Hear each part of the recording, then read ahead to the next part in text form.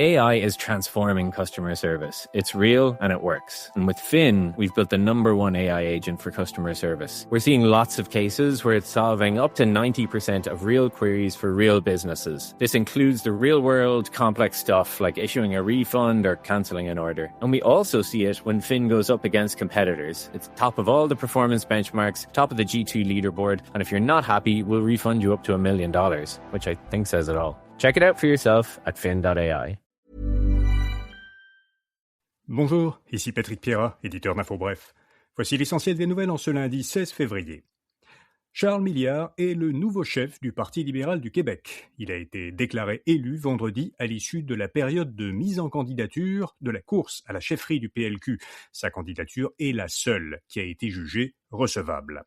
Milliard est pharmacien de formation. Il a notamment été vice-président du groupe Uniprix et président de la Fédération des chambres de commerce du Québec. Il succède à Pablo Rodriguez qui avait démissionné en décembre. Le nouveau chef a affirmé après son élection que sous son leadership, intégrité, transparence et imputabilité seront les mots d'ordre. Les électeurs de la circonscription fédérale de Terrebonne devront bientôt retourner aux urnes.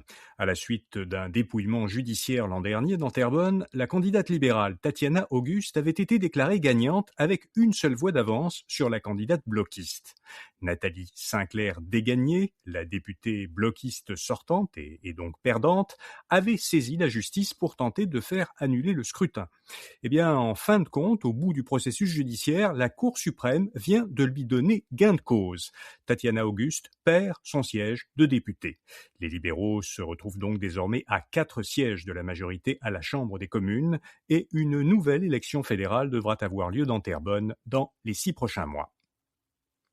Le Canada renforce sa coopération militaire avec le Danemark et le Groenland.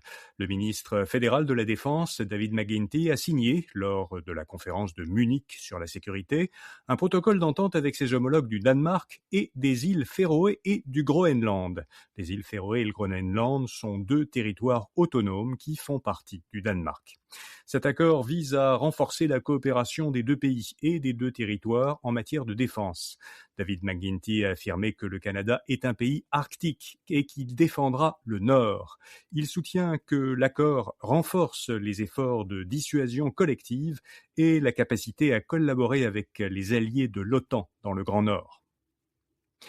Je vous en avais parlé la semaine dernière, la Caisse et plusieurs autres investisseurs institutionnels avaient signalé leur intention de geler leurs investissements auprès de DP World, une société des Émirats arabes unis. Ce retrait collectif était survenu juste après des révélations que le PDG de cette société, Sultan Ahmed bin Sulayem, avait entretenu une correspondance sur de jeunes femmes avec l'ancien homme d'affaires et prédateur sexuel américain Jeffrey Epstein. Eh bien, le PDG de DP World a démissionné, la société l'a remplacé. Selon la firme torontoise Placement Mackenzie, la valeur totale du marché des fonds négociés en bourse, les FNB canadiens, a dépassé 714 milliards de dollars l'an dernier, soit environ 5 fois plus qu'en 2016. Placement Mackenzie s'attend à une croissance comparable pour les prochaines années. Un vice-président de l'entreprise a expliqué à InfoBref que les FNB séduisent de plus en plus les investisseurs, autant les investisseurs institutionnels que particuliers, à cause des bas coûts de gestion et de leur utilité pour personnaliser des stratégies d'investissement. Pour en savoir plus sur les raisons qui devraient faire que les FNB vont rester de plus en plus populaires dans les prochaines années, vous pouvez lire l'intégralité de l'article tiré de cette entrevue à infobref.com ou en suivant un lien dans la description de cet épisode. Un organisme québécois veut aider les librairies indépendantes du Canada à vendre des livres en ligne. La coopérative Librairie indépendante du Québec exploite depuis une quinzaine d'années déjà le site web leslibraires.ca. Le site permet aux commerces membres de réaliser des ventes en ligne en concurrence avec Amazon et avec les grandes chaînes de librairies. Eh bien, l'organisme vient de lancer un pendant anglophone, booksellers.ca. L'objectif est le même, mais il s'applique cette fois à toutes les librairies anglophones indépendantes au Canada. Librairie indépendante du Québec soutient que cette initiative aidera les Canadiens à éviter les géants américains du commerce électronique tout en soutenant des entreprises locales. Un nouveau modèle d'intelligence artificielle générateur de vidéos s'attire les foudres d'Hollywood.